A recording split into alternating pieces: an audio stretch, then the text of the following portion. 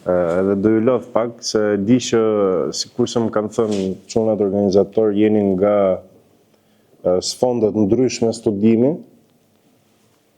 po unë do ju fus pak në histori, në filozofi edhe në sociologji, po jo në kuptimin e një teksti shkollor, po në kuptimin instrumental, që do thot për çfarë na nevojitet ne. Edhe na nevojitej, po them unë me një lloj pesimizmi, por ju nevojitet juve që e keni mundësinë të keni disa njohuri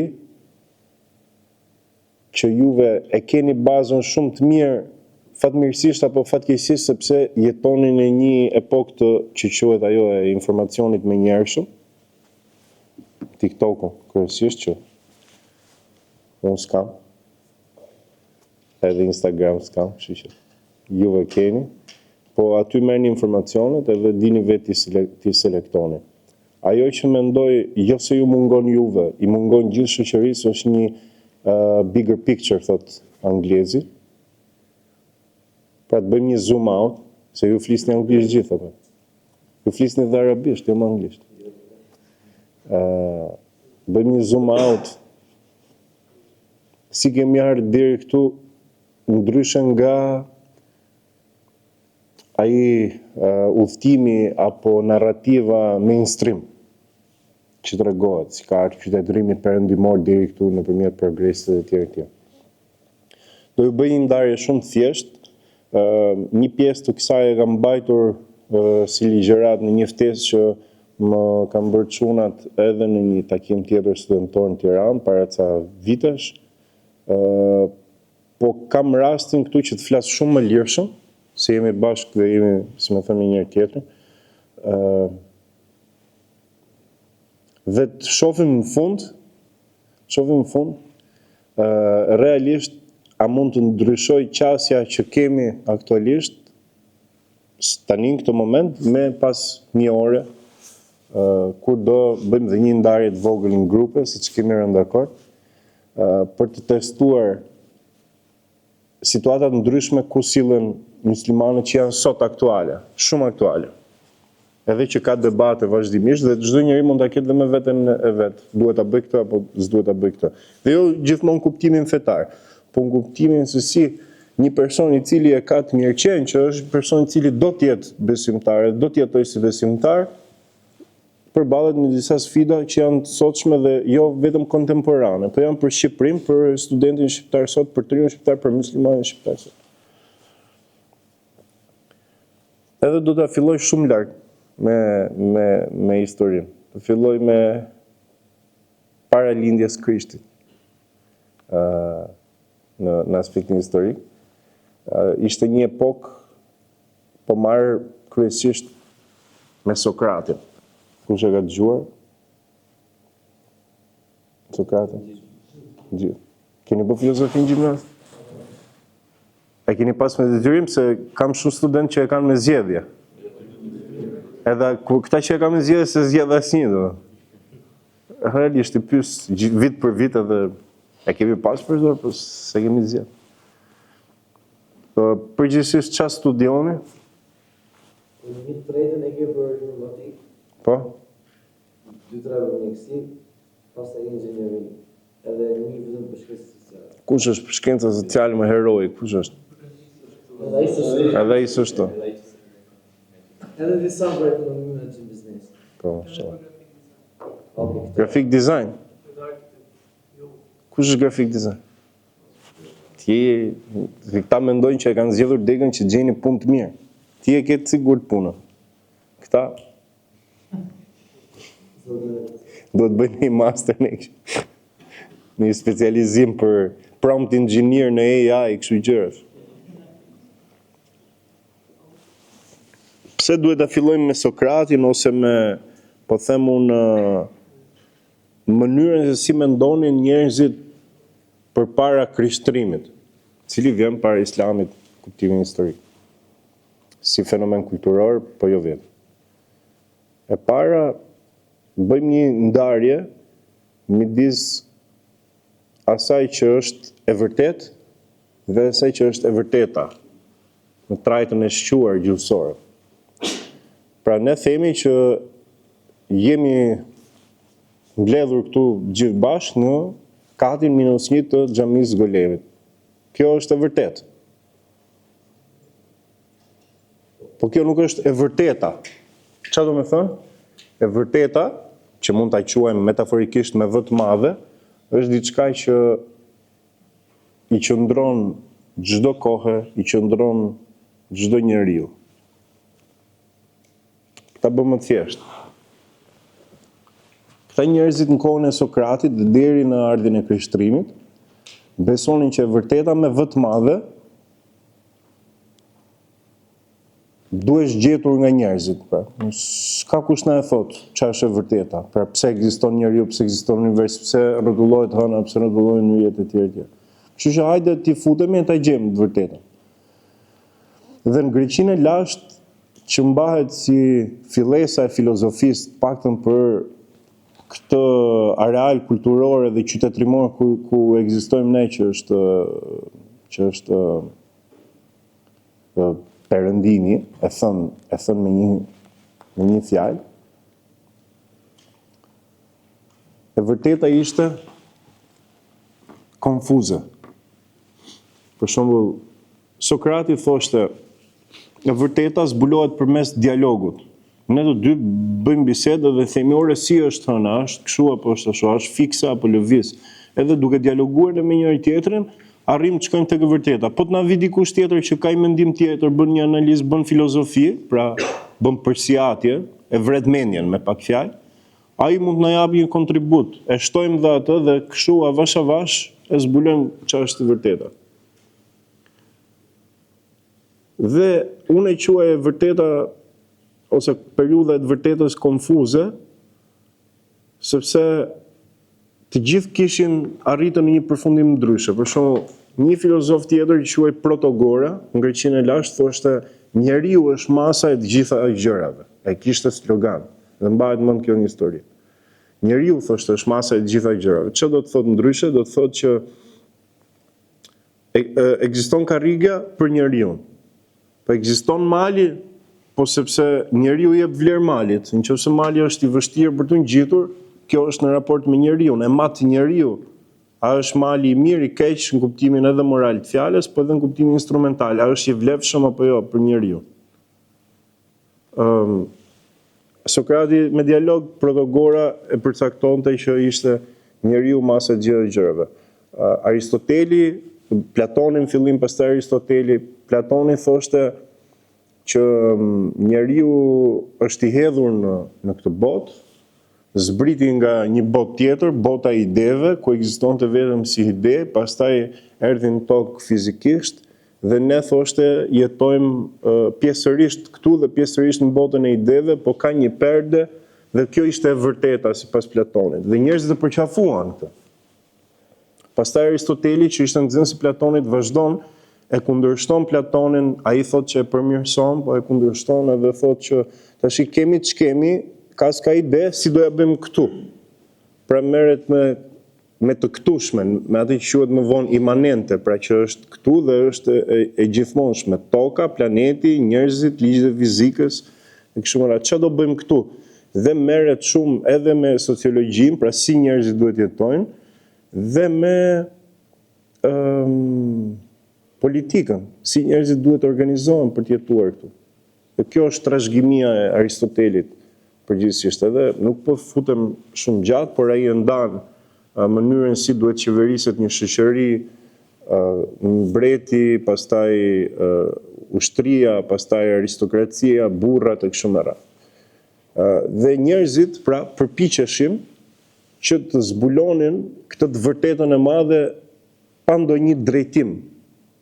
Por ku të na çoj truri, ku të na çoj mendja, ku të na çoj arsyeja u quajt më vonë, se në atë kohë quhej thjesht logosi, pra aftësia për të kuptuar botën, që ishte bota. Nëse është abstrakte deri tani, më thoni edhe tashi do ta shënojmë, ta ndaj kështu në etapa, që pastaj t'i mbushim avash. Pra këtu kemi të bëjmë me periudhën e të vërtetës konfuze. E kam quajtur unë për thjeshtësi, se mund t'i vëmë emra tjerë. Ç'a ndodh këtu? Apostujt, dishepujt e Jezu Krishtit, Isait alayhis salam, thonë që ka ardhur një njeri i cili është Mesia. Edhe ne e kemi në Kur'an, të fakt. Dhe thonë tani ai na ka mësuar një moral të ri. Pavarësisht se kishte pasur profet, ata kishin qenë lokal, në kuptimin e impaktit më të gjerë, kishin qenë lokal, për zonën e Kananit, që quhet. Pra në Bibël quhet Kanani, pra toka e premtuar sipas xifutëve që Zoti ja kishte premtuar dhe që këtu do jetë, këtu ka qenë kopshti e Edenit, thoshin ata, dhe këtu do vazhdoj të jetë vetëm këtu. Pjesa tjetër e botës duhet ndjeki këta. Edhe ata thonë, ka ardhur Mesia.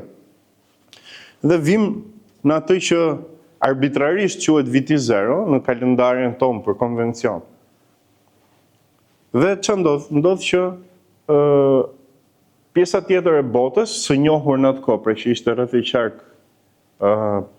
Palestinën sot me themi ne, po Kananit atëhershëm, kur ishin bashkë gjitha fiset, fillon dhe përhapet fillimisht në Greqinë e lashtë, që ishte qytetrimi themelor, pastaj në Rom, që ishte qytetrim më i madh, se ju e dini që shkoi deri në kufijt afër Indis, qytetrimi romak, pra në lindjen e mesme, po themi, edhe në veri deri te afër vikingëve, pra deri te nga fiset gjermanike, në jug, në zonën e asaj që sot njihet Magrebi dhe Mashreku, pra Maroku, Algjeria, Egjipti, gjitha këto me radhë, pra gjithë Mesdheu, po themi, gjithë vendet që lageshin nga Mesdheu u bë Roma. Dhe nëpërmjet kësaj perandorie, këtij areali kulturor, sfere kulturore të përbashkët edhe shkëmbimi i desh, u bë mundur që të transferohej kjo që morën dishepujt apo apostujt apo njerëzit që e njohën Mesin, ta transferonin këtë në pjesën tjetër të botës. Dhe ç'a ndodh? Nga viti 0 deri në gjithë atë epokë që sot historia e njeh si Mesjeta, që do ta themi kur mbaron, po do ju pyes juve përpara. Ç'a ndodh këtu? Këtu kemi një të vërtetë tjetër.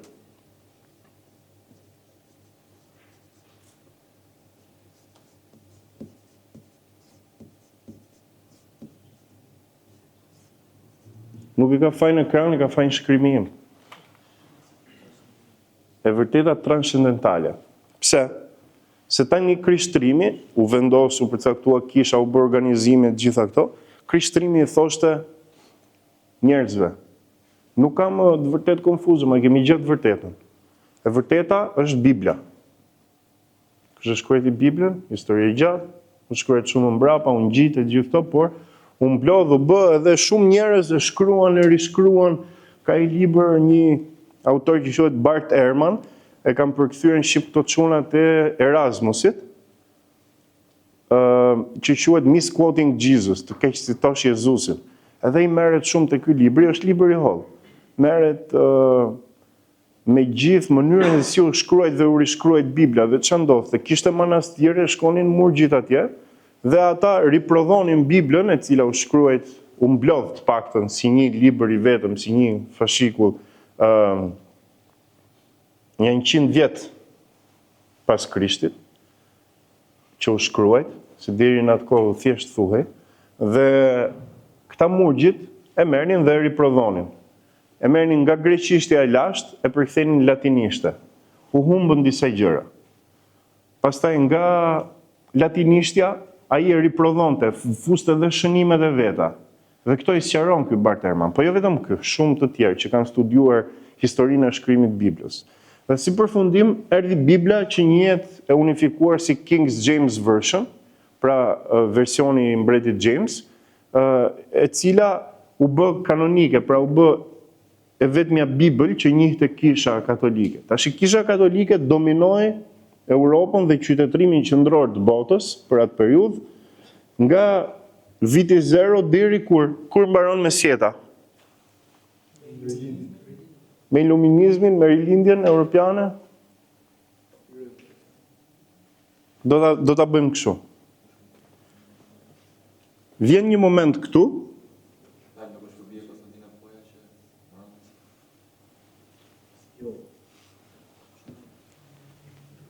kam disa ngjarje historike. E para, që është shumë signifikative, është zbulimet e mëdha gjeografike që ju i keni mësuar në shkollë, që është viti 1495. Çfarë ndodh në 1495? Kristofor Kolombi, po, merr 3 anije, kush thot emrat e anijeve?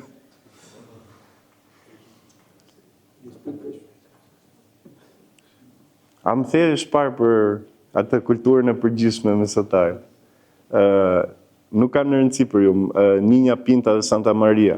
I mori këto anijet, mori një ekipazh dhe shkoi të studionte Indinë për arsye ekonomike. Shkoi ta zbulonte fajin se studionte. Për arsye ekonomike, donin gjejnë rrugë të reja tregtare. E çfarë ndodh? Në 1495 bie një mit i madh. Kisha deri në atë kohë kishte thënë njerëzve, ne jemi e vërteta. E vërteta vjen vetëm nga Bibla. Biblën nuk e lexonin dot njerëzit. Si ishte latinisht. Latinishtja konsiderohej një gjuhë vetëm për aristokracinë, se s'kishin mundësi ta mësonin fshatarët, bujqërit, njerëzit e thjeshtë, të varfër, nuk kishin mundësi ta mësonin. Por ama ata duhet shkonin në kish. Çfarë bënin në kish? Dëgjonin pristin i cili mbante liturgjinë në latinisht dhe pastaj mbasi mbaronte ceremonia fetare, i shpjegonte njerëzve që shiko, Bibla thot këtë, Bibla thot atë, por përveç kësaj nuk mund t'i shpjegonin priftrinë njerëzve asgjë përtej asaj që vendoste kisha katolike, që ishte papa dhe gjithë priftrinë e tjerë, kardinalet, pra gjithë korpusi që qeveriste fetarisht, po jo vetëm, edhe politikisht Europën. Pse është e rëndësishme kjo? Sepse kjo ishte e vërteta për gjithë shoqërinë atë kohë. E vërteta ishte që papa ishte mëkëmbësi i Zotit në tokë. Pra nëse ne kemi në Islam që njeriu është Hanifullah, është mëkëmbësi i Zotit në tokë, çdo njeri. Ata kishin ky është Allah. Dhe papa i jep mundësinë mbretit. Pra papa e kurorëzonte mbretin. Nuk mund të ishe mbret nëse nuk merrje bekimin e papës, se do të thotë që ty s'të do Zoti. Si mund të jesh mbret? Kishte bot kuptimin. Dhe nëpërmjet këtij autoriteti, që sipas tyre Zoti ja jepte papës dhe papa ja jepte mbretit, kështu qeverisej gjithë shoqëria. Dhe e vërteta mund të merri vetëm nga këto. Nëse se mbreti bënte diçka dhe papa aprovonte, ajo ishte e vërteta. Nëse mbreti bënte diçka që s'para ndodhi vetëm në fund këtu, që doja shpjegoj, bënte diçka mbreti që binte në kundërshtim atë që thoshte papa, do ndiqnin papën njerëzit, pra do ndiqnin kishën, sepse ajo kishte autoritetin. Autoritetin sociologjik mbi njerëzit. Pra çfarë njerëzit donin të bënin, si duhet jetonin, e përcaktonte mbreti, po vetëm nëse aprovonte papa. Çike komplikuar bë. Po ç'a ndodh? Në 1495 nuk është thjesht u zbulu Amerika nga Kristofor Kolombi. U kuptua që nëse ti shkoje përtej oqeanit, vazhdonte të kishte planet. Pse? Sepse kisha katolike, pavarësisht se si ishte në Bibël kjo, dhe as në doktrinën e kishës, priftrit edhe klerikët i mësonin njerëzve këtë gjë, që juve dhe ne të gjithë jetojmë këtu në këtë plan, që është Spanja, Anglia, pra harta e njohur për Europën, dhe nëse ti shkon për oqeanin, përtej oqeanit ti s'duhet guxosh, sepse do biesh poshtë dhe aty është ferri. Pra poshtë, prandaj vjen ai koncepti që vazhdon dhe sot, që ferri është poshtë. Poshtë ku? Pa ata thoshin, pa u futur këtë toka e rrafshët ke këto teori, ne? Po ata thoshin këtë gjë, kishin si gati pjesë të doktrinës. Pra njerëzit nuk e dinin a është apo s'është në Bibël kjo, se nuk e kishin lexuar Biblën. Prandaj bazoheshin, thoshin, po e tha prifti, është e vërtetën, se është e barabartë me Biblën, me Papën, me Zotin, me fjalën e Zotit.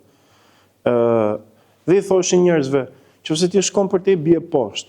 Dhe një narrativ tjetër ishte kjo, që imagjinoni kjo këtu, ky rrafshi është toka, ku njerëzit jetonin. Dhe ata thoshin, janë dy engjëj. Ky në mëngjes e hedh diellin me një dorë, ja hedh këtij engjëlli tjetër. Edhe ky engjëlli e pret diellin dhe ndërkohë nga poshtë i ka kaluar hënën. Edhe ndodh dita. Pastaj ky engjëlli hedh hënën këtij engjëlli tjetër, ky i ka kaluar diellin nga poshtë dhe kështu vazhdonte. Pra ky ishte kozmologjia që shpjegohej si funksionojnë trupat qiellor. Pra janë ca engjëj që luajnë me topa, e themin e sot dhe na bën për qeshur, por njerëzit dhe besonin që ora kështu është, se s'ka mundësi tash, e thon gjithë pritërin, ne s'kemi ne të vërtet tjetër. Nuk është se kishte dikush që mund ta sfidonte. Ata që u përpoqën ta sfidonin përfunduan keq. Giordano Bruno, Galileo Galilei, Koperniku e bënin në qeft as të gjë. Thanë, një sekond, duhet studiuar kjo punë. Nuk mund ta pranojmë vetëm nga prifti. Unë po i bie shkurt, po ka shumë gjëra që nëse ju do më bëni pyetje, pastaj mund t'i sqarojmë. Dhe zbulimet e reja gjeografike sollën këtë gjë. Thyerjen e mitit të parë, që ishte toka e shesht, engjëjt, kozmologjia. Pra njerëzit thanë, nëse kisha na paska gënjur ne për këtë punë, që ti po shkove për te oqeanit bie poshtë, na gënjen dhe për gjëra të tjera, në mos për çdo gjë tjetër. Një. E dyta, që ndodh? Në 1648, që i bie shekulli i 1648. ju afruaj. Shekulli 17. Përpara kësaj 1615 njëherë Martin Luteri, që duhet ta keni dëgjuar, jo Martin Luther King ai që thot I have a dream. Martin Luteri ishte një prift katolik gjerman dhe pedagog i teologjisë në Universitetin e Wittenbergut, edhe ai e merr për herë të parë dhe përkthen Biblën në gjermanisht. Quhet në gjuhën vernakulare, pra në gjuhën vendase. Nuk guxonte njëri, nuk e lejonte kishën, sepse nuk mund t'ia jepte burimin që pretendonte se e kishte të vërtetës, t'ia jepte të gjithë njerëzve, se pastaj çdo njeri do ta lexonte dhe do kuptonte ku kisha gabon dhe ku nuk gabon. Njerëzit aty do kishin kuptuar që një sekond, se shpëtimi i mëkateve nuk vjen vetëm nëse ti paguan lek me indulgjencat edhe të fal mbreti ty edhe jem rregull, edhe të fal prifti edhe jem rregull, tash do shkosh në parajs. Po që ka ndryshe kjo punë. Atëherë çfarë bëri Martin Luteri? Tha jo, njerëzit janë shumë të devijuar nga mësimi i Biblës. Dhe kjo nga çka kishte ardhur, jo si njerëzit kishin devijuar se kishin shpikur vetë bidate, kuptimin e krishterë, por sepse njerëzit ndiqnin priftrinë. Nëse prifti i thoshte, shiko, hajde këtu, sill 20.000 euro, të t'japun një letër që mëkatet e tua janë falur dhe ti do shkosh në parajs, njerëzit atë punë bënin. Edhe Martin Luteri e thot, jo, ta lexojnë vetë njerëzit Biblën. Dhe kur njerëzit lexuan Biblën, erdhi thyerja e dytë e madhe, e të vërtetës transcendentale, të vërtetës që vinte nga lart, që zbriste. Dhe ky ishte tipar shumë thelbësor, se nëse vërteta nuk zbret më, si do ja bëjmë? Nëse pas kemi të vërtetën të zbritur, mëse na pas ka gënjur kisha. E treta vjen rilindja dhe iluminizmi që ju përmendët. Pra, nëse ne tani e kemi Biblën vet, e kemi të vërtetën vet, ne mund ta njohim botën, mund ta njohim dynjallikun, si duke lexuar, duke studiuar dhe duke u ndriçuar. Dhe një nga gjërat që ndodhi ishte Revolucioni Francez, 1789. Revolucioni Francez që ishte politik, shumë i gjatë për t'u shpjeguar, por me shumë pak fjalë, ishte momenti kur përveç përmbysjes që ju bë fjalës së klerit, pra të kishës katolike, vjen dhe përmbysja politike. Çfarë do të thotë? Këtu në 1648, kur i përmenda Martin Luterin, kishin filluar disa princë gjermanik që thoshin, ore, ne nuk duam të jemi nën autoritetin e papës. Dhe prandaj këta u quajtën protestant, sepse protestuan ndaj autoritetit papës. Dhe ndodh ndarja e madhe në krishtrim që është katolicizmi e protestantizmi. Pas asaj që kishte ndodhur me ortodoksinë, që ishte prapë për arsye politike. Po këtu thon këta, tani un kam një popull këtu 40.000 banor dhe do ndërtoj qytetin tim, principatën time. Ato që në gjermanisht quhen burg, pra qyteti, është një sociolog gjerman Max Weber, që ka një libër vetëm për këtë punë, si krijojnë qytetet. Ato që për shembull keni dëgjuar ju, Strasburgu është në Francë, po dikur ka qenë gjerman, Strasburg apo ku diun tjetër, me burg, këto emrat me burg, Hamburg, po. Pra kanë qenë gjermanike, se jo në Gjermaninë e sotme, se ka qenë Prusia. Po kjo është ideja, pra që çdo dhe kishin një parim prap latin, që quhej cuius religio eius regio. Pra feja që ka princi është dhe feja e popullit. Pra tani nuk e ka më papa në dorë të bëj ty katolik apo protestant. E ka fati jot ku në cilin territor ndodhesh, në cilin regio, në cilin region ti ndodhesh. Nëse ti je me princin Wilhelm X, qa feje ka ai? Protestant. Protestanti edhe ti nuk e qa bën, nuk e si i ikën kësaj pune. Dhe atëherë këta pse u bën protestant? Pse përqafuan, po themi, këtë revolucionin e Luterit? Sepse nuk donin të bëheshin princër të vetë shpalleshin ose ta fitonin me luftë. Dhe jo t'i kurëzonte papa princ apo mbret. Me revolucionin francez kjo u thellua. Pse? Sepse revolucioni francez ç'a thot? Thot njerëzit janë gjithë barabartë, nuk ka mbretër e kështu. Dhe gjithë, jo vetëm fëmijët e aristokratëve, gjithë duhet të kenë akses në dije të barabartë. Për shembull, është një filozof që quhet Jean-Jacques Rousseau, Voltaire, nëse keni dëgjuar. Këta konsiderojnë iluministët, Bossuet, janë një grup njerëzish, filozofësh, cilët bënin thirrje për këtë gjë. Pra, Thomas Paine është një tjetër, që njerëzit duhet të jenë të barabartë. Nuk mund të kemi mbret, kler, aristokraci, pra këto lloj shtresash. Njerëzit duhet të jenë gjithë të barabartë dhe të vendosin vetë për fatet e tyre. Pra nuk ka më rëndësi e vërteta transcendentale. Që thosh ka Zoti që kështu apo ashtu. Njerëzit janë të barabartë. Kush e lexon Biblën e kupton si të doj vetë. Se prap ishte i fort ndikimi i Biblës, apo i krishtrimit në përgjithësi. Pra e treta është revolucioni francez. Dhe e katërta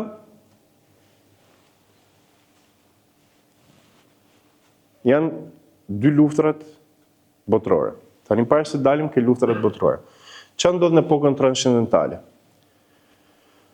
E para, e vërteta vjen si dhurat prej Zotit në këtë epokë. Njerëzit këtë besojnë. E dyta, ti nuk ke një vullnet tëndin ta pranosh ose jo, se kush je ti që mos ta pranosh të vërtetën e Zotit? Çfarë kuptimi ka? E treta, ti mund ta kundërshtosh këtë. Pa edhe po s'përfundove në turrën e druve si Giordano Bruno, nuk mund të kesh të drejtë.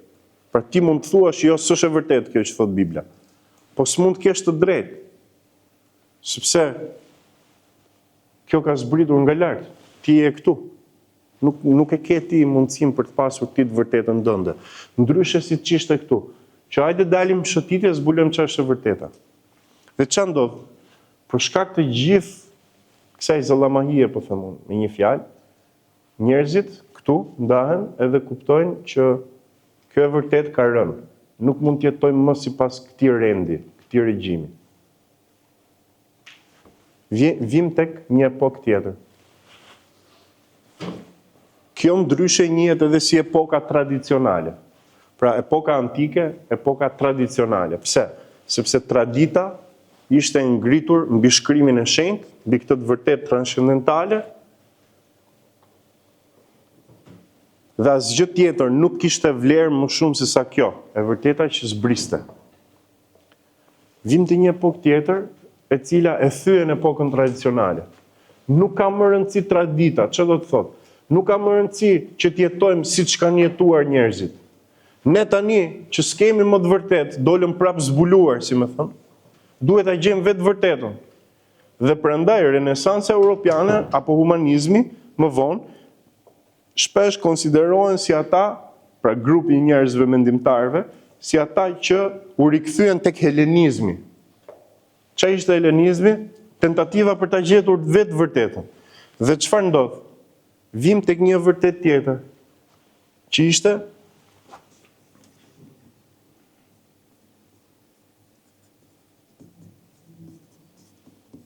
imanente. E vërteta imanente. Çfarë do të thotë? E vërteta gjendet vetëm këtu dhe vetëm nga njeriu. Cilat janë tiparet e kësaj? Një grup filozofësh britanik, David Hume, George Berkeley, John Locke, që mund t'i keni dëgjuar, që konsiderohen sot si empiricist, thonë, duhet ta fillojmë nga e para fare. Apo René Descartes, që mund ta keni dëgjuar. Nga e para fare kush është mëna? René Descartes thotë këtë. Ore, a ekzistoj unë? Pra, u rrëzua kjo, çfarë do bëjmë tani? S'ka më vlerë që na thot prifti, apo papa. Çfarë do bëjmë tani? Dhe çfarë ndodh? Ai thot, cogito ergo sum. Pra, unë mendoj, pra jam. Bën një provë, si ta vërtetoj unë që ekzistoj. Unë ekzistoj sepse unë mendoj. Nëse unë mendoj, do të thotë që fillon me këto sofizma. Pra me një lloj logjike që sot na duket qesharake, po ai thot nuk ka mënyrë tjetër për ta vërtetuar që ne ekzistojmë.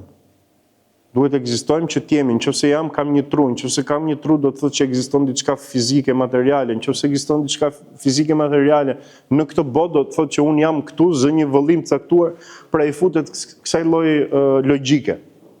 Dhe thotë, unë ekzistoj, prandaj jam. Dhe nga unë ekzistoj, prandaj jam, këta filozofët e tjerë, prapë empiricist, thonë, nuk mund të njohim botën dhe të vërtetën përveç se nëpërmjet shqisave tona. Ajo është vetmja gjë e sigurt që kemi. Edhe arsyeja na gënjen. Nëse ne futemi t'i gjejmë gjërat me arsyetim, edhe ajo na gënjen, thonë ata. S'ka. E vetmja ajo që ne në matematikë e quajmë emëruesi i përbashkët, emëruesi më i vogël i përbashkët, është ky, që ne ta zbulojmë nëpërmjet shqisave. Çfarë do të thotë? Çfarë prekim është e vërtetë. Çfarë shohim është e vërtet, çfarë nuhasim është e vërtet, çdo gjë tjetër duhet themi që nuk e dim. Pra Zot, jo. Po, për shembull, po ti je empiricist, do të thotë që më marr Mersinin në telefon tash i babin, se ndryshe ai nuk ekziston. Pra duhet ta dëgjoj që ekziston. Do marrësh një. Apo e beson që ekziston. Pra këta thonë, ore, s'mund ta besosh, nuk ka kuptim ta besosh nëse ti nuk e dëgjon. Për shembull, George Berkeley thotë këtë gjë. Thotë, ndezim miqëri në një dhomë të errët. Pa dritare, pa dyer, pa asgjë. Edhe një derë. E mbyllim derën. A mund ta themi ne që qeriu vazhdon të jetë i ndezur kandili? Apo jo? Si do e vërtetosh ti? Ha më akil. Po jo, ti e mbylle pra. Si do ta vërtetosh? A ekziston apo jo? Si?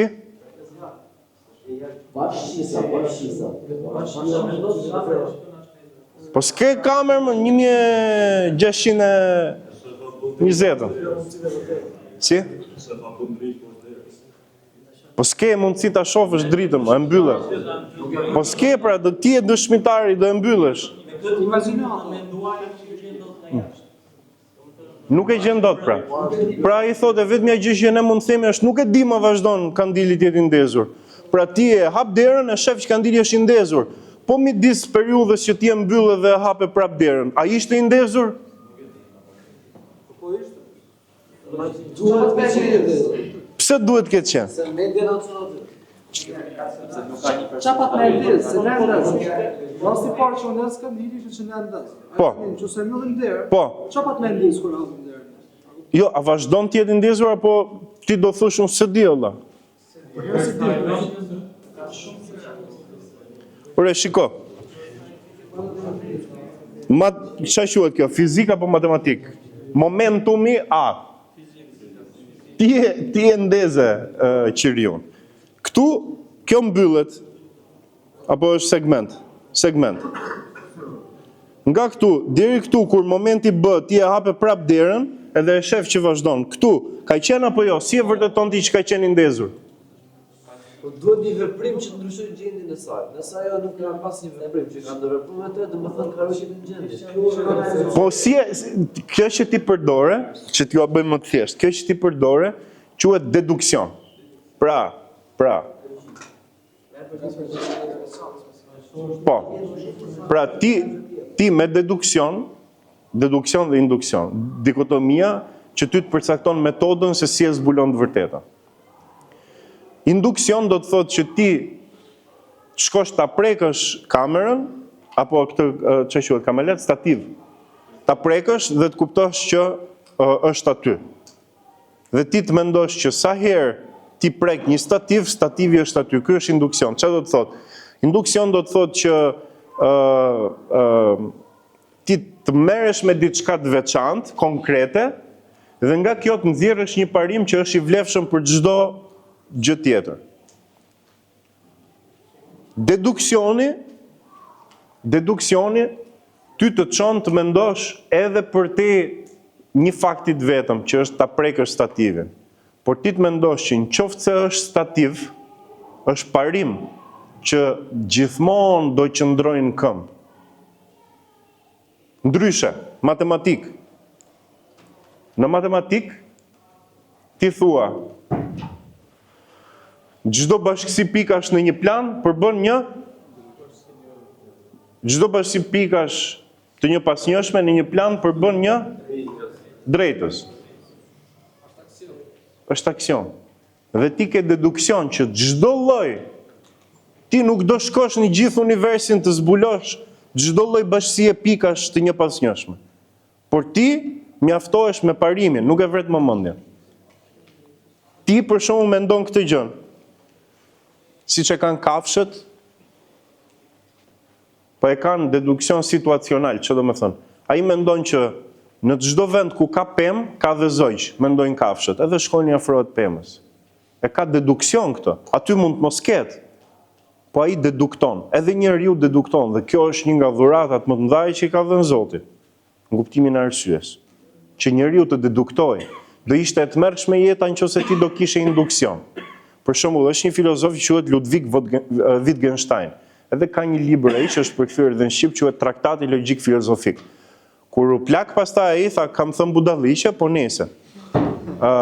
Wittgenstein i thot këtë, ore, nuk mund të sillemi se ishte induktiv, për nga metoda që përdorte për të zbuluar të vërtetën. Thoshte, nuk mund të themi ne që kjo që po shohim është një mace. Ne duhet ta studiojmë, ta kuptojmë që është një mace. S'mund ta themi vetëm kështu thjesht, se e pam një mace. Për njeriu dedukton, ç'a do të thotë? Do të thotë që njeriu në kokën e vet kur unë them ju e mendoni një mace, keni arketipin e një mace, pra macen e maceve, një mace të zakonshme, një mace të përgjithshme. Dhe ti sa herë sheh një mace, edhe futemi shumë pastaj në filozofi, lidhja e objektit me idenë dhe konceptin, po sa herë që njeriu mendon për një mace, ka një mace të përgjithshme, dhe sa herë që sheh pastaj një mace, kjo automatikisht i përputhet me macen që ka në kokë, dhe ai e kupton që kjo është një mace. Kështu me çdo send, me çdo objekt që ka një koncept nga mbrapa. Kur unë ju jap një koncept abstrakt, pastaj frika, të gjithë e mendojnë ndryshe, pse është abstrakte.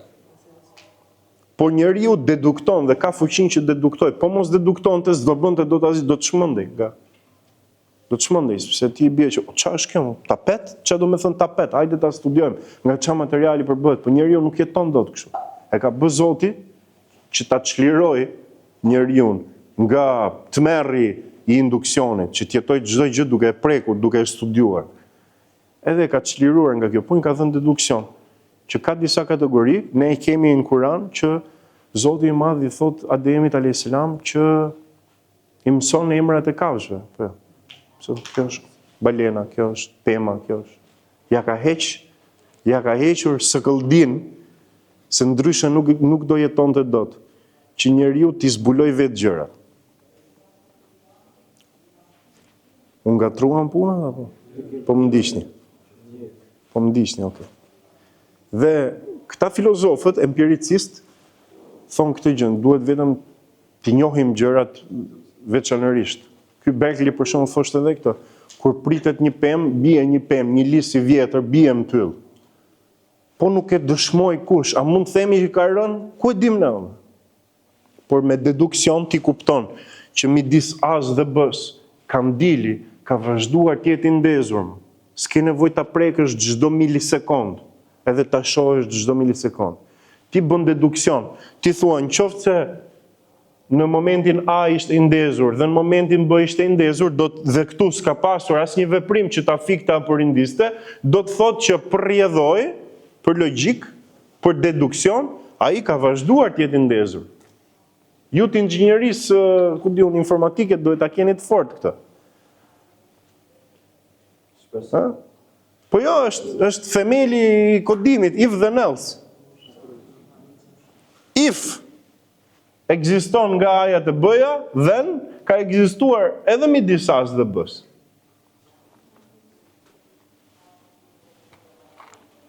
Se dhe kodimi apo robotët më.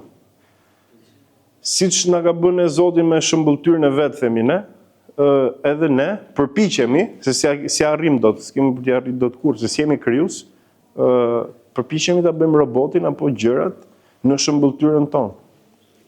Është një kështu hapimi dritare. Është një teoricien i komunikimit që quhet Marshall McLuhan, edhe ka një libër që prapë është përkthyer në shqip, që quhet Instrumentet e komunikimit. Edhe ai ka një tezë që ndoshta ai e ka përmbledhur më mirë, po përgjithsisht është origjinale e tij. Ai thotë, çdo gjë që njeriu bën është zgjatimi i vetë njeriu. Në ç'kuptim? Kjo është zgjatimi i syrit, ekrani. Telefoni është zgjatimi i veshit. Karriga është zgjatimi i këmbëve, ti s'rrin këmbë, po ulesh. Se zakonisht njeriu për të qëndruar duhet rrin këmbë. Kamera është zgjatimi i syrit. Pra në këtë kuptim, çdo medium, thot ai, çdo mjet pra, që njeriu përdor, është zgjatimi i atij vet. Altoparlanti është zgjatimi i zërit. Po edhe telefoni, edhe i veshit dhe i zërit, ha? Këto syzet që mbajmë ne janë zgjatimi i syrit. Çdo gjë që njeriu shpif, makina është zgjatimi i këmbëve. Pra, projekcion, si? Zgjatimi i lëkurës. Veshja, zgjatimi i lëkurës, sepse ti shpin për çfarë përdor? Për t'u strehuar nga kushtet atmosferike, apo? Po ti shkojmë në nevoja bazike. Pra, dhe kjo për cilën po flasim, pra epoka e të vërtetës imanente i çoj njerëzit te kjo. Qore, çdo gjë tani do ta zbulojmë vetë. Jemi lakuriq përpara të vërtetës, do ta zbulojmë vetë. Do i futemi vetë. Dhe e vërteta transcendentale, tham, ishte dhurat. Pra, Zoti ja ka dhënë njerëzve dhurat që të ndjekin këtë rrugë. Këtu tani e vërteta çfarë ishte? E vërteta ishte trofe. Kush e zbulon i pari, kush është e vërteta, çfarë është njeriu, çfarë është universi. Dhe prandaj këtu lind shkenca. Një bum i madh. Në Islam kishte ndodhur. Në Krishtrim vjen me shumë vonesë. Në qytetrimin e ndikuar nga Krishtrimi që ishte Europa. Vjen me shumë vonesë. Pse? Sepse ishte ndaluar këtu nga Kisha Katolike që ti të mendoje me kokën tënde. Këtu tani shkojnë te e kundërta. Dhe këtu kishte një shans shumë të madh Europa që të mësonte nga Islami i atëhershëm, jo nga ky qytetrim islam që kemi ne sot, që si jemi mirë as për veten tonë, po në atë kohë Europa kishte mundësi që të thoshte nëse është e gënjeshtër të Krishtrimi, hajde të hedhim syt nga e vërteta e Islamit, por nuk e bën këtë. E ku i hodhën syt? Than nga ekstremi tjetër, than tashi do kthehemi këtu. Do kthehemi prapë mbrapsht. E do e zbulojmë të vërtetën tani me mjete shkencore. Kush është themeli i të vërtetës imanente? Eksperimenti. Shkenca bazohet mbi eksperiment. Nëpërmjet eksperimentit ti arrin tek e vërteta. Thot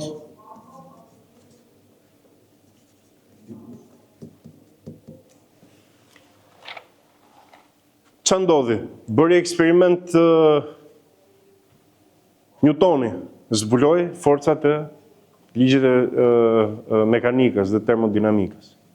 Bëri eksperiment Marie Curie, zbuloi radioaktivitetin. E kështu me radhë. Pra, nëpërmjet eksperimentit, njerëzit vendosin që të shkonin te e vërteta. Qa është eksperimenti? Deduksion apo induksion? Është induksion. Po. Pra, a i thot, e marim këtë shishën e ujtë, e hedhim 20 herë nga sipërfaqja e tavolinës. A bie poshtë? Po, atëherë sa herë që ti ta shtysh bidonin, do bjeri poshtë. E që ndodh? Ekziston ka një ligj që është gravitet. Pra shkuan nga e veçanta tek një ligj i përgjithshëm. Nuk pranonin më që nga një ligj i përgjithshëm shkonin tek e veçanta. Pse? Sepse kjo ishte zbehur si e vërtet. Po thuaj se kishte humbur, po nuk humbi asnjëherë, po thuaj se kishte humbur, nuk merrej më parasysh që e ka thënë Bibla. Tani e zbulojnë vetën çfarë është e vërteta. Dhe ç'a ndodh? Hajde eksperimentojmë për çdo gjë. Eksperimentuam fillimisht për ligjet e fizikës, për ligjet e sendeve, për mënyrën si funksionojnë këto proceset kimike, dhe u bën gjithë zbulimet shkencore të mundshme nga të lindura nga filozofia dhe nga nevoja për ta gjetur vetë vërtetën. Bën pafund. Ç'a bën Darwini? Darwini thot, po s'mund ta pranojmë që krijoi Zoti tokën për 6 ditë, siç thot Bibla. Atëherë ta zbulojmë vetë si është krijuar jeta në tokë. Edhe ju fut, shkoi mbrapa. Okej, thosh, na mungon kjo nga këtu deri këtu, nga aja që bëja si kemi arritur. Na mungon, thot. Po hajde po e përfytyrojmë. Dhe ndërton narrativën e re të evolucionit. Dhe u bën gjithë evolucionist. Pse? Sepse po përdorte metodën këtu, nuk ishte ngatruar me Biblën, përkundrazi po e kundërshtonte të vërtetën transcendentale. Po përpiqej ta gjente vetë. Kështu bën gjithë këta shkencëtarë, edhe në psikologji. Shumë Freudi, ç'a thot? Nuk e merr njeriu jo shpirti, jo trupi, jo kështu po ashtu. I futet vetë, zbulon dhe shkon, thot njeriu ka unin, superunin, nënunin, biunin, kështu me radhë. Mirë po këtu, njeriu do duhet të ishte vetëm njeri racional. Dhe kjo është ajo që e përbën këtë epokë, nëse shkojmë nga epoka antike tek epoka tradicionale, të jemi tek epoka moderne. Njeriu duhet të jetë 100% racional. Çfarë do të thonë? Çfarë? Jo vetëm emocionet jo. Po njeriu nuk mund të përdori as përfytyrim, as imagjinat. Nuk e mohon kjo, për shembull, ti në momentin kur krijon nizën në formë induksioni, i ki disa ligje dhe nëpërmjet kësaj ti mund të shpërbohet nëpërmjet këtyre ligjeve për situata të veçanta mund të shpërbohet deduksion pastaj. Po? Edhe nuk e kundërshton pjesën nga përgjithshme tek veçanta ku i ki disa ligje. Po, dakord. Po jemi duke folë për aksiomat. Pra, njësoj si në matematikë që ti thua, nuk i futemi, po e marrim si të mirëqenë, që qa është pika? A i t'jep një përkufizim dhe të thot, pika është një shenjë në hapësirë. Pa ekziston pika një dimensionale? Pra, diçka që ka vetëm një dimension, jo 2 dimensione, lartësi edhe gjatësi dhe gjerësi. Po ka vetëm një dimension. A mund të ekzistojë? Është një, për shembull, e keni dëgjuar këtë shpinë botuese pika pa sipërfaqe? Është një filozof britanik i cili thoshte, donte më shpjegu Big Bangun, domethënë që i shkruaj thoshte, po ja, imagjinoni, thoshte që ekzistonte një pikë, si të ekzistonte një pikë po pa sipërfaqe. Prandaj e kam marrë dhe se është ironi. A mund të ketë një pikë pa sipërfaqe? Po se gjën dot, nuk e imagjinon dot. Është si të thuash më jep një koncept të asgjës. S'mund të ketë. Duhet të ketë dy dimensione, po edhe dy dimensione, a ka jo, është vetëm përfytyrim. S'ekziston diçka vetëm dy dimensione. Do ekzistoj vetëm në 3D. Nuk ekziston asgjë, sepse është jashtë realitetit, është në botën e përfytyrimit e 2D-ja. Vetëm 3D ekziston gjithçka që ekziston. Njeriu këtu duhet të ishte 100% racional. Çfarë do të thotë? Frika shpjegohet racionalisht, thot Freud. Emocioni shpjegohet kimikisht. Pra jemi prapë në shkencë. Çdo gjë shpjegohet vetëm racionalisht. Nuk ka asgjë jashtë racionales. Dhe ku shkoi ky eksperiment? Deri tek 2 luftrat botërore. Hajde të eksperimentojmë me njeriu. Pra, shkencëtarët nazist konsiderohen si ata që bën eksperimentet më të suksesshme dhe më të rëndësishme për ditët e sotme mbi njeriu, sjelljen e njeriu. Si sillet njeriu në kushte të tilla, si sillet në kushte të tilla. Sa e duron nxehtësinë. Ose, për shembull, është një film e ka një regjisor suedez që quhet Ingmar Bergman dhe filmi quhet diçka e tillë, më duket Veza e gjarprit ose diçka e tillë. Po, Serpent's Egg, Veza e gjarprit. Edhe që t'i bie shkurt tregon për historinë e një suedezi i cili shkon emigrant në Gjermani, se nuk ishte si sot kur kishin mirëqenie, ishin shumë të varfër, edhe shkon emigrant në Gjermani për të kërkuar vllajën e vet. Aty fillon me lloj-lloj situatash, se është film normalisht. Shkon, takon një grua, pastaj takon një grup njerëzish që merreshin me politiku, diun e tjerë dhe përfundon te një psikolog, ke klinika një psikologu. Edhe i thotë, hajde, thotë, çfarë po bën? I thotë ky, këtu thotë po bëjmë një eksperiment, thotë shumë të rëndësishëm. S'kishte etik mjekësore akoma. U vendos pikërisht pas luftës së dytë botërore nga horroret e nazizmit. Edhe thotë, tu po bëjmë një eksperiment, i thotë ky te filmi. Po në fakt, ato ngjarje ndodhin, pavarësisht se ishte në film. Thotë, shife ke kjo dhoma këtu, një dhomë e izoluar si ato dhomat e çmendinave që mund të keni parë juve në filma. Po kjo nuk ishte kështu me këmishë të bardhë, kishin vendosur një vajzë të re aty, po themu 20 vjeç. Dhe thot po masim instinktin e mëmësisë, deri sa do duroj kjo, femra me instinktin e mëmësisë. Edhe si e kishin bërë, kishin vendosur një bebe i cili brenda në të njëjtën dhomë, që ishte pa dyrë, pa dritare, vetëm këta që e vëzhgonin, kishin vendosur një bebe i cili kishte një çrregullim gjenetik që vetëm qante, nuk kishte ngushëllim bebin. E njifet, domethënë, edhe nga mjekësia, që mund të ekzistojë dhe kjo, vetëm qante, nuk kishte ajo orë jepi qumë, shtjepi ujë, vetëm qante bebja, nuk ndalonte. Dhe ditën e parë kjo përpiqej ta qetësonte, t'i këndonte, kështu me radhë. Ditën e dytë herë mbante, herë linte aty, filloi duke pas dhimbje koke. Ditën e tretë, pastaj e kishte çuar beben në cepin e dhomës, e në cepin tjetër mbante duart ke veshë, domethënë edhe s'po e duronte, do të më i lutej këtyre orë, më nxirrni, këta ishin në eksperiment. Ai ishte thjesht një kavje, nuk është se kishte emocion aty ishte çdo gjë 100% racionale. Ne po përpiqemi të shkojmë drejt vërtetës, do zbulojmë të vërtetën olla. Sa duron një femër me instinktin e mëmësisë? Duhet me e shënu këtë punë, që ta di gjithë bota. Po shkojnë racionalisht. Edhe ç'a ndodh ditën e 4, 5, 6, nuk e di si këto eksperimente me insomnian, që sa duron njeriu pa gjumë. Ajo e vret beben, s'ka mundësi tjetër. Edhe ma në shënim këto, e vrau bebe. Edhe u zbulua e vërteta që 5 ditë zgjat instinkti i mëmësisë. Pra, kjo ishte shoqëria që prodhoi kulmi i epokës moderne dhe racionalizmit. Njeriu mund të jetë vetëm 100% racional.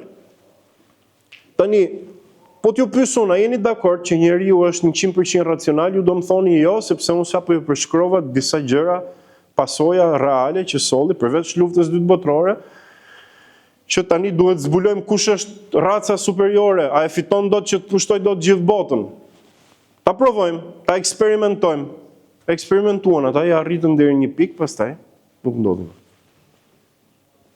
Jeni dakord juve që njeriu është racional? Po pse pra? Po ku e vërteton ti? Se duhet i flasësh një moderni. Një modern mendon që bota sot shpjegohet vetëm racionalisht. Mos më sill gjëra metafizike, pra që janë përtej asaj që preket, shihet apo që mendohet. Si e vërteton ti që ekziston ndërgjegja? Ke një eksperiment ti që ekziston apo jo ndërgjegja? Mund të shpjegosh diçka, arsi ku më shpjeguar gjëra një personi të verbër. Okej, dakord jam. Nuk e shpjegon dot një personi që mendon se çdo gjë është kështu empirike siç e thëti, diçka që nuk shpjegohet dot me eksperiment. Dakord, atëherë ai thot nuk ekziston pra. Por atë sepse ai nuk e Po ai thot kjo është e vërtetë apo se ekzistojnë gjërat. Si do e shpjegosh ti? Nuk e ke zbuluar, ju thonë, se ne ekzistojnë. Mirë, më dakord, më ndihmoj që ta zbuloj. Si do ja bësh? Do të ketë ndonjë eksperiment racional që na çon këtu ku themi ne. Zbuloja. A ekziston një eksperiment racional që ta bindësh dikë që është modern, që ekziston diçka përtej fakteve?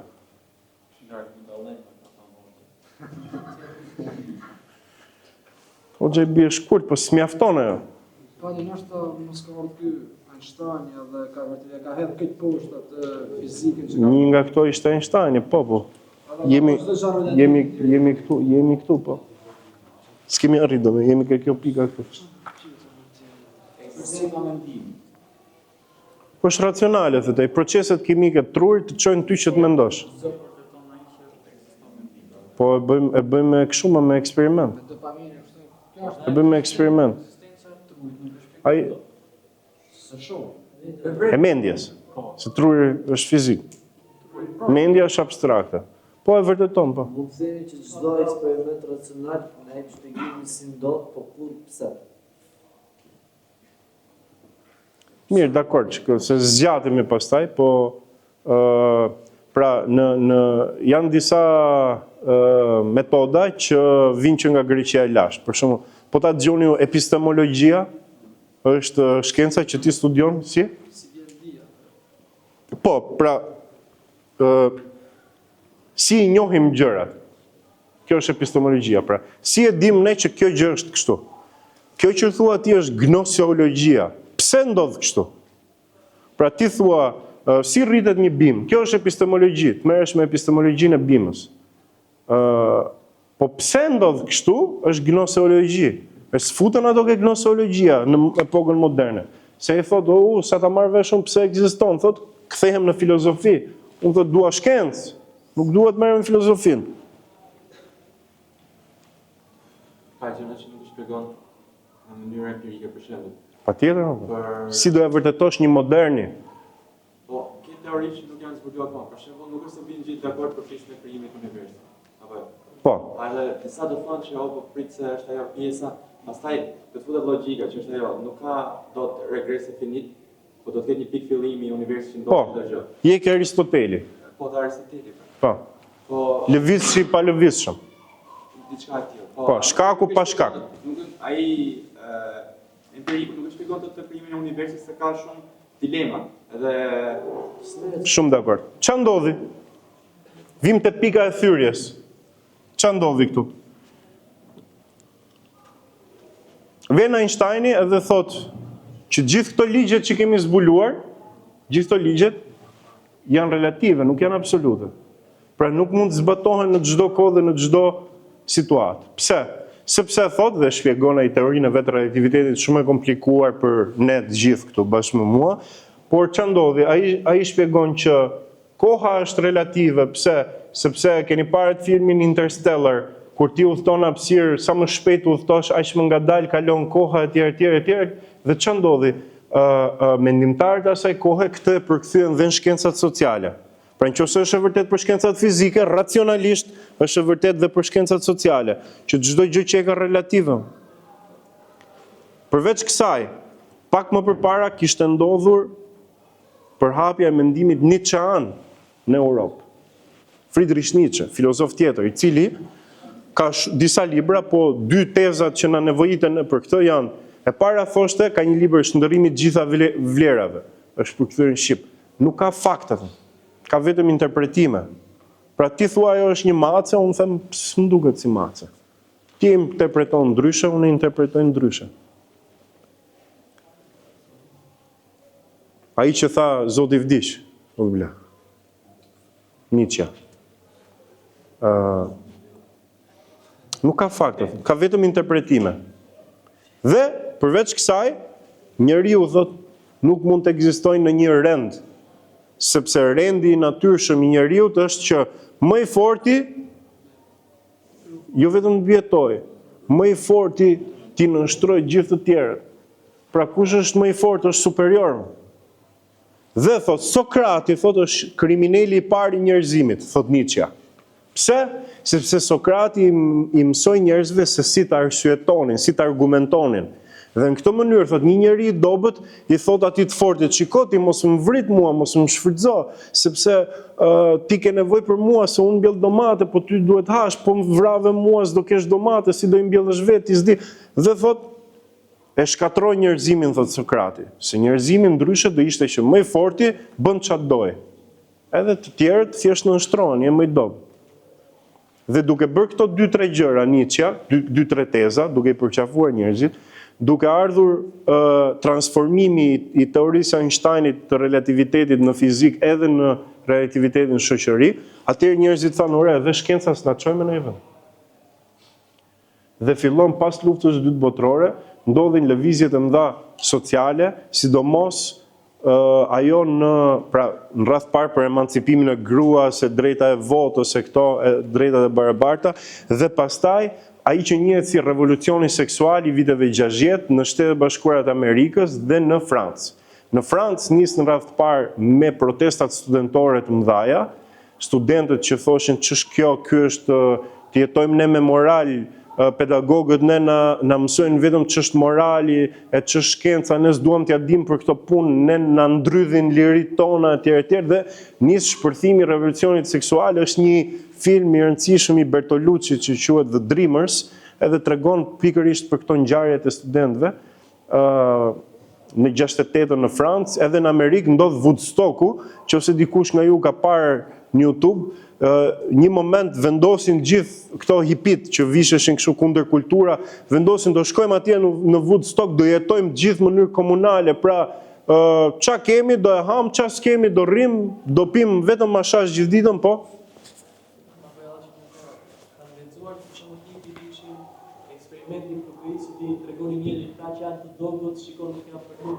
Mirë, s'futëm do të në konspiracion pastaj. Jo, nuk e di, nuk e di. Po, ajo që dihet domethënë është që kjo ndodhi, pra njerëzit thanë, do jetojmë siç duam vetë valla, pa norma, pa ligje, pa rregulla, thjesht do jemi të mirë me njëri tjetrin. Dhe nga këto të dyja, nga këto dy ngjarje, rigjallërohet ajo që kishte nisur në Europë, që ishte mendimi postmodern. Pra, e kaluam dhe modernën, dështoj dhe jetesa 100% racional. Po sikur të bëhemi 100% irracional. Se s'na jetë si racional. Dy herë ka qenë kështu komplet ndryshme nga ajo mendimi Edhe më parë sa vërtet a konfuze. Sa minuta kemi? Apo mbaroj? Okay, kemi kohë për çik punë grupe kështu. Se 5 minuta do marr për punën grupe, pastaj do diskutojmë. Vjen e vërteta personale. Vëlla, unë du ta jetoj jetën siç dua unë.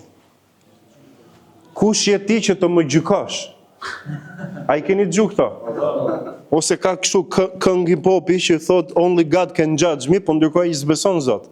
Po thjesht thot only God can judge me. Pra askush mund të më gjykojë mua, unë jetoj jetën ose një jetë kemi më ta jetojmë. A i keni dëgjuar këtë shprehje?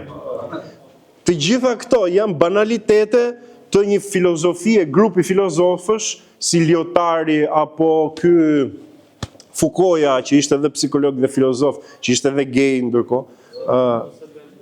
Si? Pa jo më se bëm blushin e nderojmë ta qymë postmodern, bëm blushin letësh. Pra këto thonë jetoj jetën si duash. Pra një lloj jo liberalizmi në kuptimin e ideologjisë politike, po libertinizmi. Pra nuk ka rënd moral dhe nuk ka rënd ligjor i cili mund më detyroj mua ta jetoj jetën ndryshe nga ç'dua unë. Nëse këtu e vërteta ishte dhurat, këtu ishte konfuze. Këtu ishte dhurat nga Zoti. Këtu ishte trofe. Kush arrin i pari të zbuloj atë ç'a bërej Thomas Edisoni që ja kaloi Teslës, apo ati tjetër, jo Teslës, ja kaloi kishte betejë tjetër, zbuloi llambën elektrike. Kush e zbulon i pari telefonin? Si? Jo me Teslën, ishte një tjetër. Jo, është një tjetër. E kam harru emrin. Do ta gjej. Pra, nga konfuze, u bë dhurat nga Zoti, ja dha Zoti të vërtetën. E ndryshuan, thanë, jo, s'na duhet kjo, do e gjejmë vetë vërtetën. Nuk e gjetën as vetën, ç'na duhet më e vërteta. Secili të bëj çfarë doj. Dhe ka një term që quhet idiosinkrazi, edhe kjo vjen nga greqishtja, po që mos t'ju lodhun juve, ideja është që e vërteta buron nga brenda teje. Pra ti e vërteta e vetes tënde. Keni dëgjuar për shembull juve shprehjen që dhe juve e përdorni ndonjëherë pa dashje. Okej, ti ke mendimin tënd, unë kam mendimin tim, po jetojmë të dy të lumtur. Si më të lumtur, po një të vërtet kam, s'mund të ketë dy. Ne tani kemi arritur nga mohimi i të vërtetës që ishte dhe racionale dhe transcendentale, pra dhe irracionale dhe racionale njëkohësisht. Çfarë do të thotë? Ore, kur të vjen ty e vërteta nga Zoti, falni, juve Kur'anin nuk e besoni racionalisht, se ka një shpjegim matematikor aty. E besoni dhe e kuptoni. Kurse këtu nuk ka me të besuar, këtu ka vetëm e vërteton objektivisht apo jo. Objektiviteti është ligji. Këtu është dhe objektivitet dhe subjektivitet. Kurse këtu ka 100% vetëm subjektivitet. Vetëm irracionalitet. Po shkojmë drejt asaj që thoshte Nietzsche. Ore secili të bëj çfarë doj, kush është më i fortë ai fiton.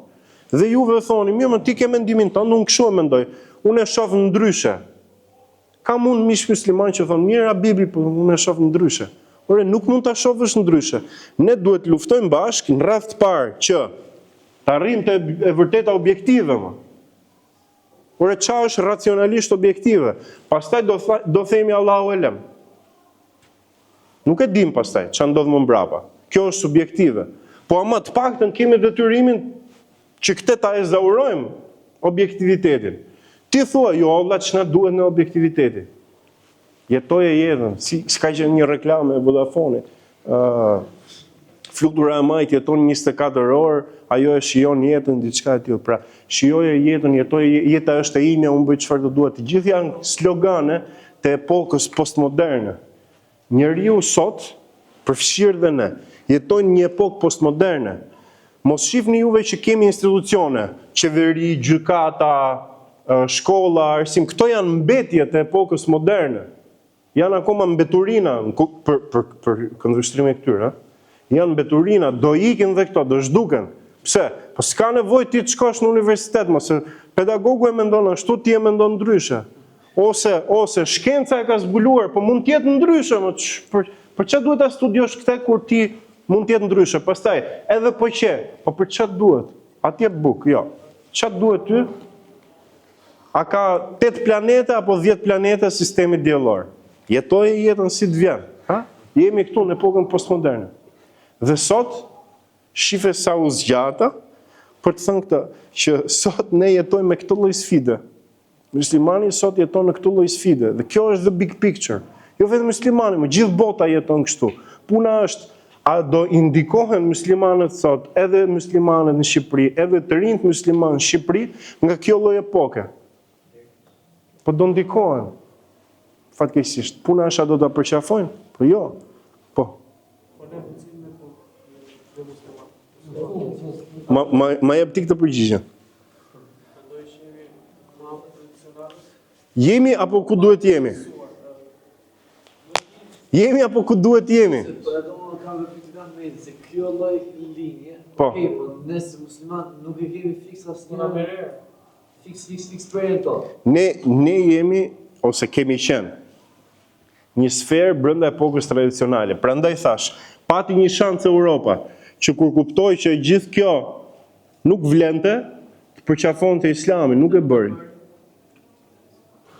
Ta fillojmë nga e para, unë kam kohë.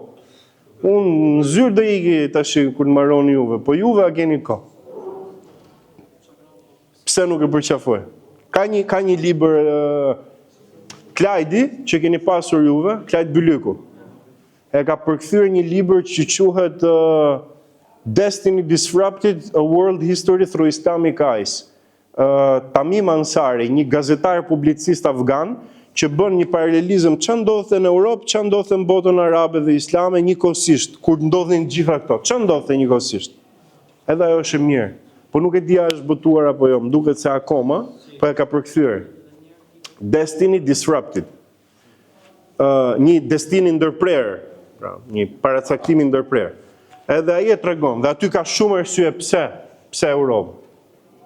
Pa një e kryesorja ishte politike, çështja e pushtetit. Po të bëhesh musliman këta, do i nënshtroheshin edhe mbretërit edhe këta.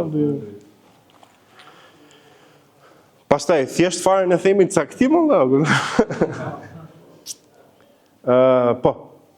Si duhet t'i qasemi ne kësaj gjëje që unë kam reprezentimin të ke reprezentatët, duhet t'i shpjegojmë atij gjithë histori, duhet t'i themi atij kjo që po thotë nuk çon masinën si.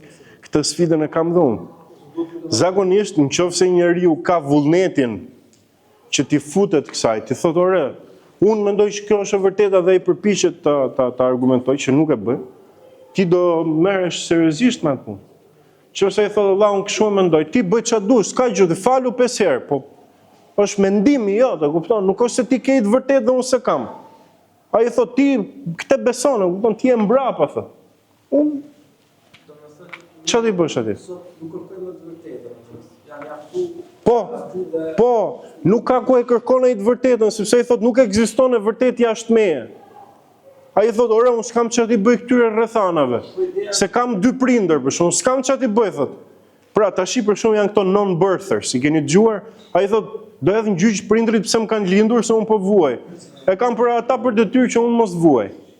Ose 2 debatet fuqishme sot në filozofi kontemporane, se nuk është se mbaroi filozofia aktore, vazhdo. Në filozofi sot ka 2 mendime. Një është posthumanizmi dhe një është transhumanizmi. Transhumanistët besojnë që njeriu, duke qenë zoti i vetes, të 2 ateist janë, njeriu thotë duke qenë zoti i vetes duhet ta përmirësoj tash i veten. Edhe çfarë do bëj njeriu?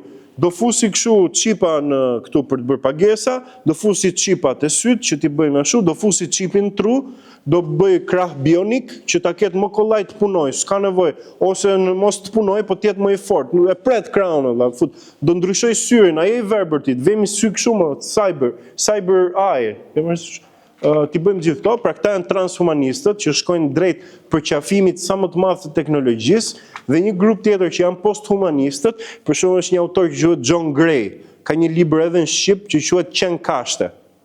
Dhe ky libër i thotë, ore, njeriu është një mikrob këtu. Njeriu vetëm keq i bën këtij planeti. Sa më parë zhduket njeriu nga këtu, aq më mirë do jetë toka. Kjo quhet kështu teoria e Geas, pra adhurimit të tokës, një farë kuptimi ezoterik, domethënë, po aty përfundon që ore superiore është toka, jo njeriu mbi tokë. Ne kemi të kundërtën. Njeriu ka qenë qëllimi i krijimit të Zotit. Kurse ata thonë, jo, Allah, ka qenë toka, ne jemi rastësisht të ndodhi evolucioni, jemi rastësisht tani të bëjmë sa më pak fëmijë, të ndosim sa më pak, të bëhemi kështu ekologjistë ekstrem, të ndosim sa më pak planetin që në fund fare të ekzistojë planeti.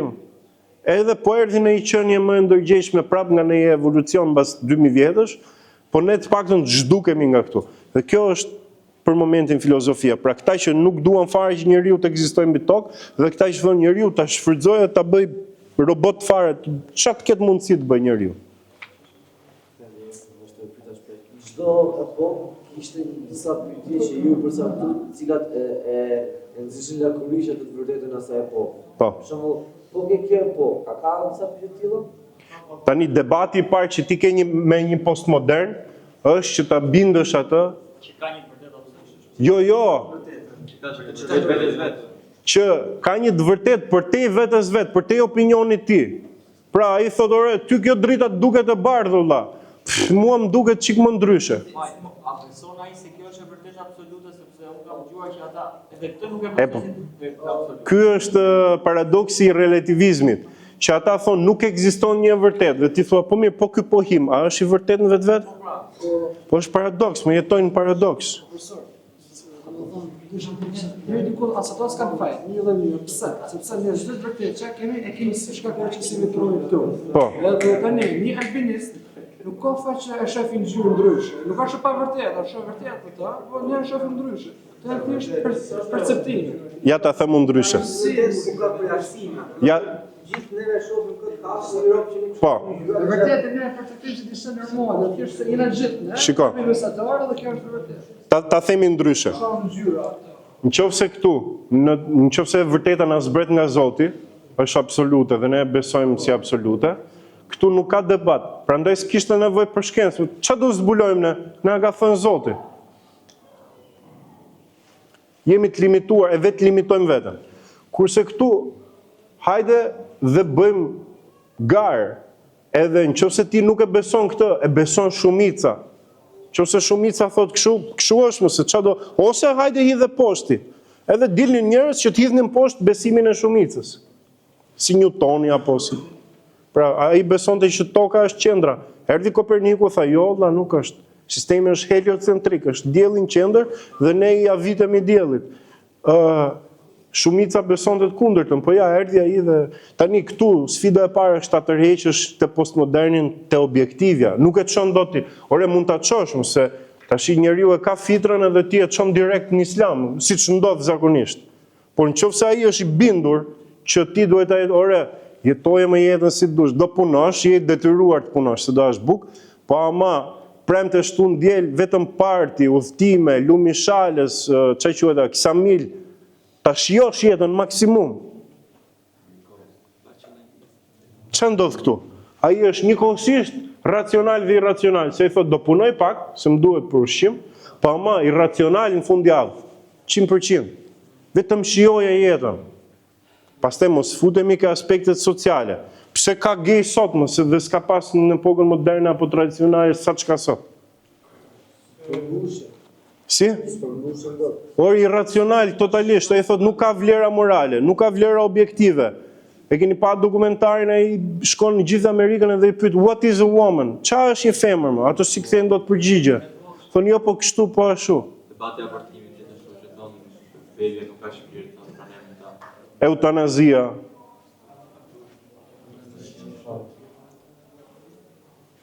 Kjo periudha e vërtetës është ndërtuar. Po. Pse nuk e humb besueshmërinë për shtrenjtë dhe krishtëri?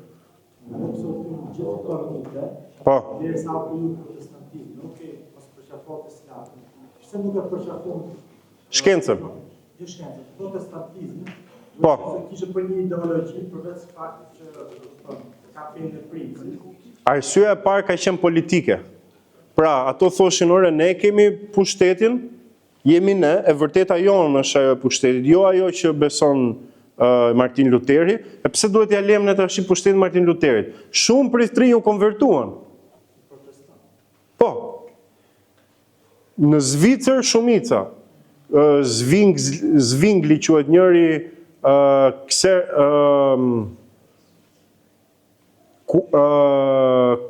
si quheshin këta? Quakers. Ishte një lëvizje tjetër Quakers që ishte një kwerku, edhe u konvertuan. U konvertuan protestant. Pra nga katolik thanë, pritëlla se ka drejt Martin Luteri u konvertuan.